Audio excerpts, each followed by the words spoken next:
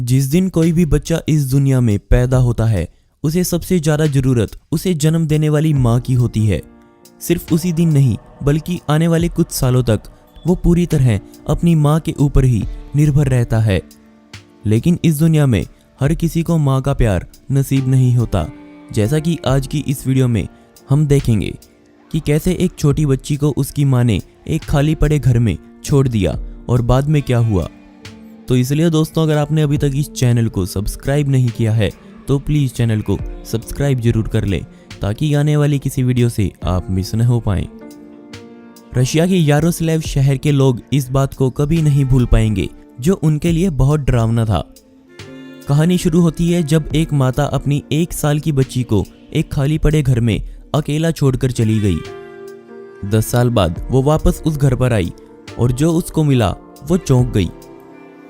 एक दिन एक आदमी ने एक बच्चे की रोने की आवाज़ सुनी। बच्चे के रोने को उसने एक आम बात समझी और वो अपने काम पर लौट गया।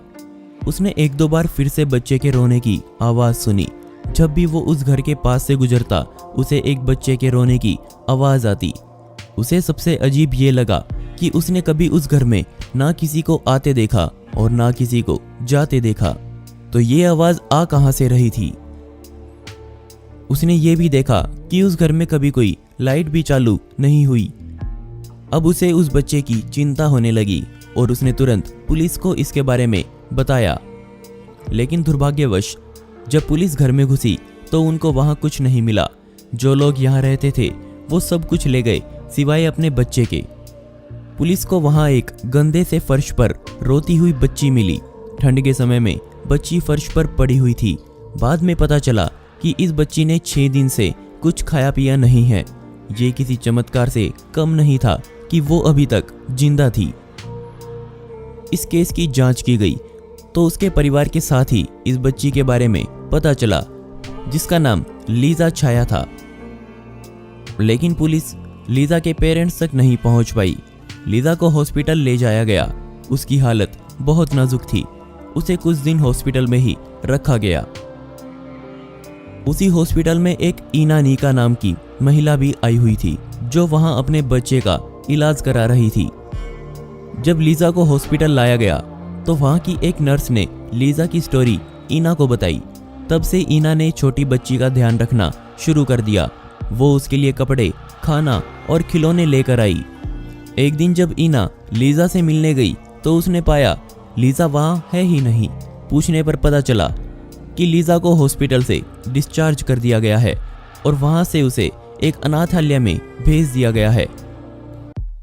लेकिन ईना उस बच्ची से बहुत क्लोज आ चुकी थी। ईना अनाथालय पहुंच गई उस बच्ची को वहां से लेने के लिए।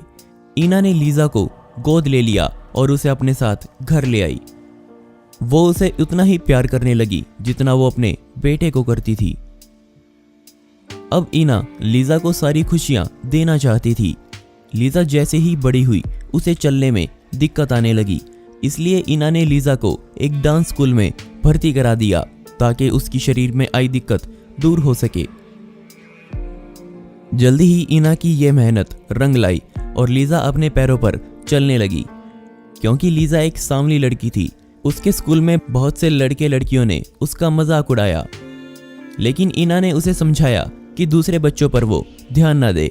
आज के समय में लीजा एक टीनेजर है और वो ऐसा काम कर रही है जो किसी ने सोचा भी नहीं था।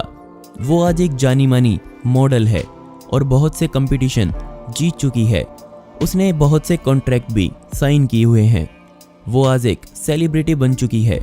इसी वजह से उसकी असली माता को लीजा की खबर मिलने में देर नहीं लगी और लीजा से कांटेक्ट करने की कोशिश करी। आज लीजा अपनी असली माता को देखना भी नहीं चाहती, ना ही उनसे कोई बात करना चाहती है।